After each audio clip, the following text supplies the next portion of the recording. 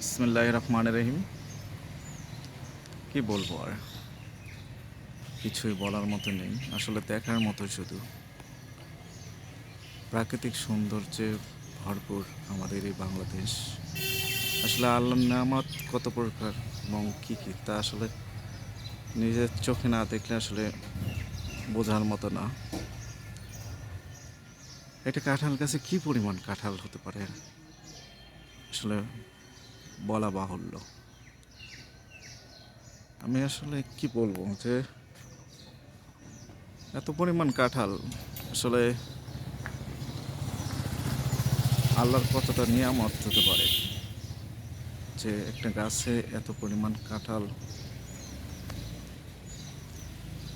সব কিছুই আসলে পাশে আরেকটা গাছ আছে, মোটামুটি সেটা গাছে সেই গাছেও কম না, তবে এই গাছের তুলনায় ওই গাছটাতে আসলে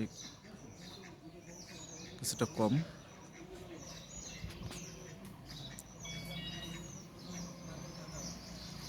আমার মনে হয় যে 1 লক্ষাধিক কাঁঠাল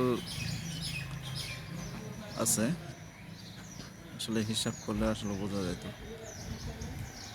কি পরিমাণ কাঁঠাল আছে।